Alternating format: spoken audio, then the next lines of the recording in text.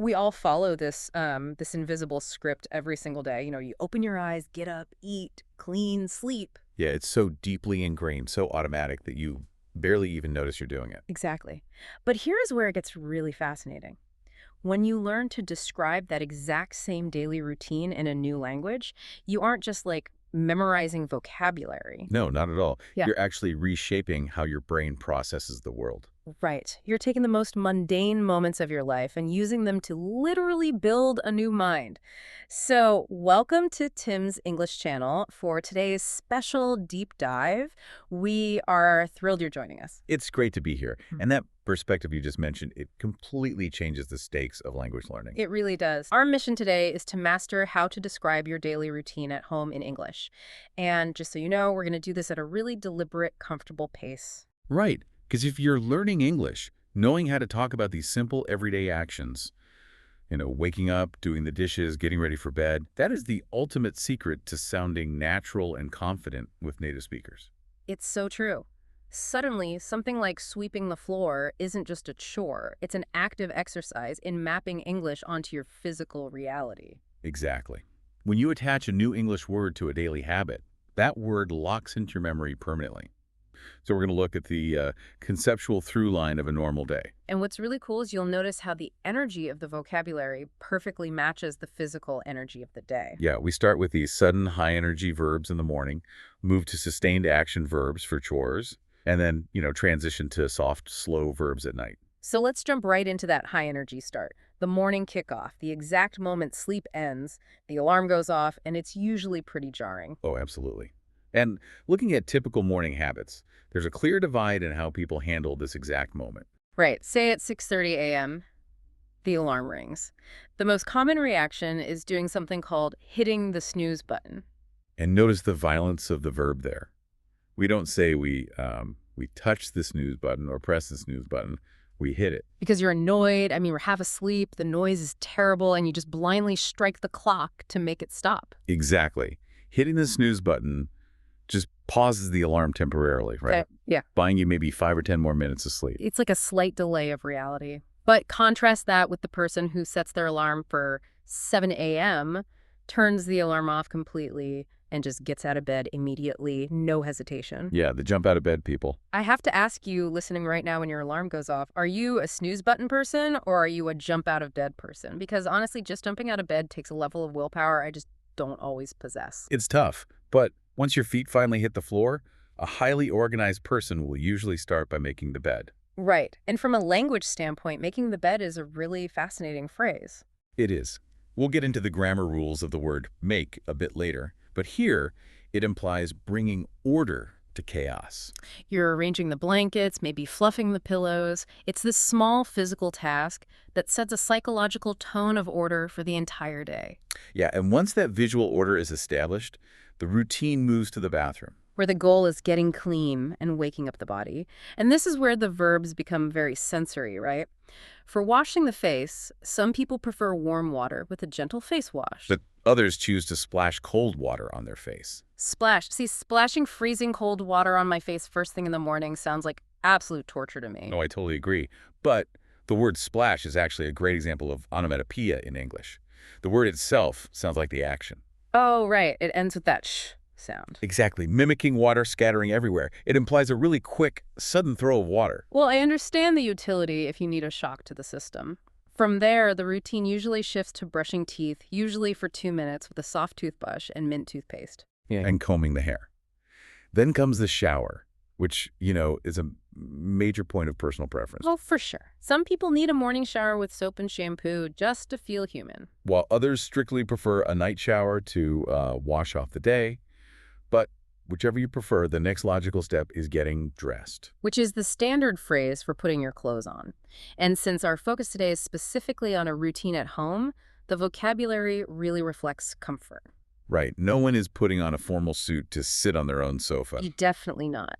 The vocabulary of domestic comfort includes t-shirts, loose sweatpants, shorts, or maybe a hoodie if the house is chilly. And jeans are strictly excluded from this category. Oh, absolutely. Jeans are for the outside world. So the narrative of our morning so far gives us a person who is awake, their bed is made, they're washed, and they're dressed in sweatpants. And the next biological requirement is fueling the body.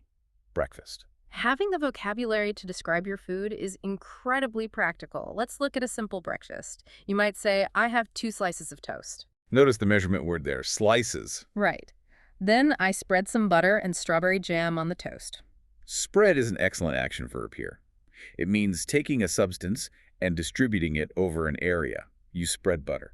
You spread jam. But if you're having a bowl of cereal, the verb changes entirely, right? It becomes pour. You pour cold milk over the cereal. Exactly. Pouring is specifically used for liquids flowing from one container to another. Now, on a weekend, you might actually have the time to cook fried eggs. To explain this process, you need specific kitchen vocabulary. You place a frying pan on the stove, add cooking oil, and then you crack the eggs into the pan. Crack, that's another fantastic sound word. It really is. The hard cake sound at the beginning and the end perfectly mimics the sharp sound of an eggshell breaking against a counter. You don't break the egg, you crack it. Then you add a pinch of salt and pepper. I love the word pinch because it's a physical measurement. Right, it's exactly the amount of salt you can hold squeezed between your thumb and your index finger. It connects the vocabulary directly to the human body. Alongside the food, we have morning drinks, a large glass of water or maybe black coffee. And the phrase often associated with coffee is drinking it to focus. It sharpens the mind. But if you're a tea drinker, the tools are highly specific. You don't just boil water in a pot, you use an electric kettle. And you place a tea bag into a mug being heavy and having a handle, unlike a delicate glass. Then you pour the hot water over the tea bag. Now, every time you fuel the body and cook a meal, you inevitably create a mess. So true. Which means the energy of our day now shifts into sustained action. The chores, the cleanup phase. The most immediate task is usually doing the dishes or washing the dishes. And there are 2 distinct methods here. Washing by hand means you don't leave dirty plates sitting in the kitchen sink. You take a sponge, apply dish soap, scrub the food off, and then this is the crucial step, you rinse them. Rinse is such an essential vocabulary word. It specifically means washing away the soap with clean, plain water. Because if you don't rinse, your next meal is going to taste like lemon-scented soap. Exactly. Now, the alternative to hand washing is the dishwasher. You just rinse the heavy food off the plate, load it into the machine, and turn it on. And while you're standing in the kitchen, you might also wipe the counters. To do this, you use a damp cloth. That distinction between damp and wet is a great marker of fluency. Right, because if a cloth is wet, it's saturated. Water is dripping from it. If you wipe a counter with a wet cloth, you leave puddles everywhere. But damp means slightly moist. Just enough moisture to pick up crumbs and dust without leaving a mess behind. Perfect. From the kitchen counters, we move to the heavier household chores. Let's talk about doing the laundry.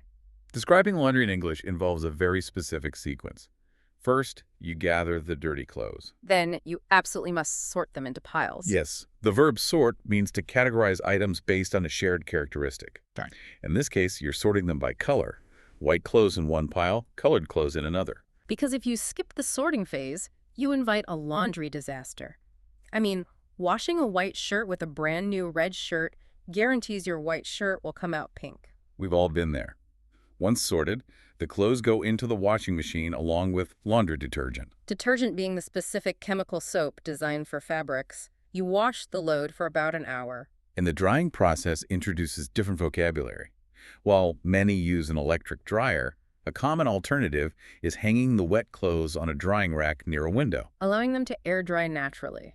Now let's shift our focus down to the floors. The verbs you use here completely depend on the tool in your hand. Right. If you have hard floors, like wood or tile, you sweep. You use a tool called a broom to push the dust into a small plastic tray called a dustpan. But if your living room has a thick rug, sweeping is totally useless. A broom just pushes dirt around the fibers. You have to vacuum. You use a vacuum cleaner to literally suck the hidden dirt up out of the carpet. And for a deep clean on a hard floor, you mop. You fill a bucket with warm water and floor cleaner, and you drag a wet mop across the kitchen or bathroom tiles to make them shine. Which brings us to the bathroom and verbs that require serious physical energy. We don't just clean a dirty toilet or a stained shower, we scrub them. Scrubbing implies real physical force. It's friction. You're putting your muscles into it. You scrub the toilet, you clean the sink, you wipe the mirror to make it shiny. And finally, you tie up the plastic trash bag and take it outside so the house doesn't develop a bad smell. So we have just walked through a massive list of action verbs. Sweep, Scrub, sort, wash, do, make. And this is precisely where we need to pause the timeline of our day. These everyday routines reveal some of the most common grammatical hurdles for English learners. Yes, it is definitely time for a grammar interlude because getting these specific rules right is what elevates your speaking from just understandable to truly fluent. The biggest source of confusion when describing chores is knowing when to use the verb make and when to use the verb do. Right, because in many languages, make and do translate to the exact same word, but in English, they have very distinct jobs. The general rule is that make is used for creation. You use it when you're building something, constructing something, or preparing food. You make breakfast, you make coffee, you make dinner. You start with raw ingredients, eggs, bread, coffee beans, and you create an entirely new product. Do, on the other hand, is reserved for tasks, jobs, and chores. You aren't creating anything new, you're just maintaining order or completing a requirement. I always like to visualize this as an artist versus a worker. Think of like you're an artist in a studio. You're creating a beautiful meal from scratch. You're making it. Oh, I like that. But think of like you're a worker with a clipboard, just checking chores off a list. You do the laundry, you do the dishes, you do the housework. You're just doing the job. You aren't creating a new plate when you wash it. That artist versus worker analogy is brilliant. Now, there's one glaring exception we already talked about, making the bed. Oh, right. You're clearly a worker checking off a chore there, and you aren't building a physical bed out of wood. Exactly. But English is full of historical quirks, and making the bed is an idiom that has just stuck. Aside from that exception, the artist and worker rule is highly reliable. You simply cannot say, I make the laundry. It just sounds wrong. Now, the second massive hurdle involves those tiny prepositions of time, in, on, and at. Yes. For broad parts of the day, we use in the morning, in the afternoon, in the evening. I have to push back on this rule because it drives learners crazy. We say in the morning, in the afternoon, and in the evening, but then inexplicably we say at night. It's true. We never say in the night when talking about a routine. Why does the rule suddenly break? It is deeply frustrating. Linguists suggest it actually relates to how humans historically perceive time. Morning, afternoon, and evening were periods of daylight where continuous activities happened. You worked in the morning. Nighttime, however, was traditionally viewed as a single, inactive point of darkness and rest. You slept at that point. So, at is used for specific points. At night, at 7 a.m., at noon. Wow, that actually makes a lot of sense. The daylight hours are containers of time you exist in, and night is just a point on the clock you arrive at. Exactly. Now, for days of the week, the preposition shifts again to on Monday, on the weekend. So let's test this knowledge. Listeners, I'm going to give you a very common incorrect sentence. Try to spot the two mistakes here. Ready? I make the housework on the morning. All right, let's apply our rules. First, housework is a chore on a checklist. You aren't creating anything new. Therefore, the artist verb make is incorrect. You must use the worker verb do. Exactly. I do the housework. And the second mistake relates to our time containers. Morning is a broad period of daylight activity, so we don't use on, we use in. So the polished, perfectly natural sentences, I do the housework in the morning, master those small distinctions, and your English will sound incredibly sophisticated. Awesome. So our grammar rules are locked in, and our hypothetical house is sparkling clean. The chores are done. Now the narrative moves into the late afternoon, and the entire goal of the day fundamentally changes. Yes, we transition from being productive to unwinding. Unwinding. That is a beautiful, highly descriptive English word. Think of a metal spring in a clock that has been tightly wound up all day, holding immense tension. Unwinding is the process of slowly releasing that tension. It means relaxing after a period of hard work and stress. And notice how the energy of our vocabulary shifts here. In the morning, we were splashing, jumping, and scrubbing, high energy, hard friction. Now we are unwinding. The verbs soften. You might sit on the sofa and watch a documentary. Or you might curl up in a comfortable chair with a cup of tea and read a book. The verbs become passive and receptive. Watching, reading, sitting. But the human body always needs fuel again, which brings us to dinner. Let's look at the vocabulary of dinner prep. If you're cooking a healthy chicken and vegetable meal, you need sharp, active kitchen verbs. Use a cutting board and a sharp knife. You chop an onion. You slice carrots. And there is a subtle difference there. Chopping implies rough, heavy cuts to break something down. Slicing implies careful, thin, uniform pieces. You chop an onion, but you slice a carrot. Right. You fry the ingredients in a pan with garlic and soy sauce, and maybe use a rice cooker for your grains. That is a highly active meal. But what if you're exhausted and just want an easy meal, like pasta? The verbs reflect the ease of the meal. You boil water, you let the pasta cook, you warm up some tomato sauce, and then you sprinkle cheese on top. Sprinkle is such a great visual verb. It means gently dropping tiny scattered bits of something over a surface. It's light and effortless. After dinner, the evening opens up for socializing. A very common routine involves using your phone to send text messages or making a video call to your parents or friends to catch up. Catching up is a brilliant idiom. Imagine you and your friend are running on a path, but you haven't spoken in a month, so your friend has run far ahead into the distance their life has continued without you. Right. By calling them, you are metaphorically running fast to reach their current position. You are catching up to where they are in life. I love that image. And to bring the physical energy level down even further before bed, many people engage in light exercise, not running or weightlifting, but maybe doing yoga, rolling out a soft mat on the floor and doing some stretching to relax the muscles. Stretching signals to your nervous system that the demands of the day are over, which leads us seamlessly into the final chapter of our routine, preparing for sleep. The bedtime routine is a process of complete deceleration. It usually begins around 10:00 p.m. with the task of securing the house. You do a final walkthrough, you put away the book you were reading, you check that the front door is locked, you turn off the main overhead lights, leaving only dim lamps on. Then you return to the bathroom. You brush your teeth again, and this time you incorporate flossing using a thin thread to clean between the teeth.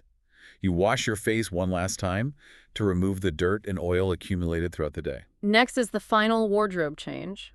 You take off the sweatpants and put on pajamas. Pajamas are specifically designed, ultra-soft clothes meant only for sleeping. Once you're in your pajamas, you get into bed. But rarely does someone fall asleep the exact second their head hits the pillow. There's usually a final transition. True. Some people keep a small lamp on and read a few pages of a book. The physical effort of reading text is designed to tire the eyes out. Yeah, but I always caution against this. Really? Why? Well, if you pick up a boring textbook, sure, your eyes will get heavy. But if you're reading a gripping thriller or a brilliant mystery, the exact opposite happens. Your heart rate goes up, your eyes go wide, and suddenly it's 3:00 a.m. Huh.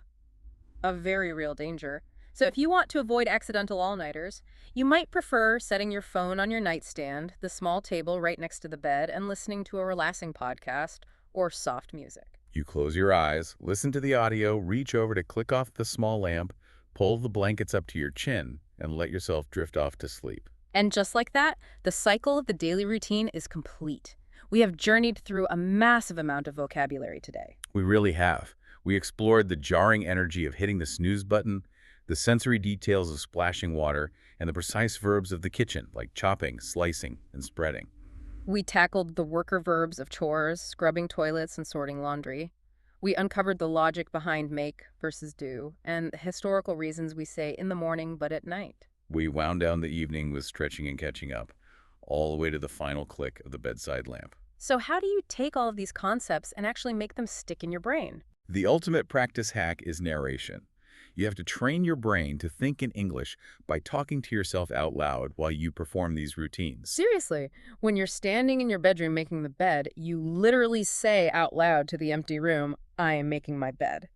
When you're in the kitchen chopping an onion, you say, "I am chopping this onion." Yes, it feels ridiculous at first, Yeah.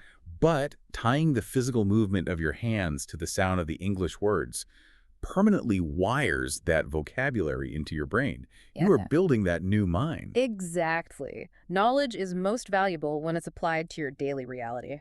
And before we go, I want to leave you with a quick thought to mull over. We've talked all about your normal routine, but what happens when you travel? Oh, that's interesting. Right. Think about how your routine changes when you're a guest in someone else's house or staying in a hotel. Do you still follow the same invisible script? Does your vocabulary have to adapt to new environments and different habits? It's really something to think about. It definitely shows how tied our language is to our environment. Absolutely. And to help you apply what we learned right now, we have a guiding question for you today. We want you, the listener, to analyze your own invisible script. The question of the day is, what is your favorite part of your daily routine at home? Is it that first quiet cup of coffee? Is it the feeling of unwinding on the sofa? We want to encourage you to practice your English writing right now. Go to the comments section and use this exact sentence starter. My favorite part of my daily routine is, and then just finish the thought. We cannot wait to read your answers and see what moments of the day bring you the most joy. Thank you so much for joining Tim's English channel for today's deep dive. If you found this breakdown helpful, please subscribe and share this deep dive with your friends who are also learning English. Keep practicing, keep analyzing your routines, and keep speaking. See you next time.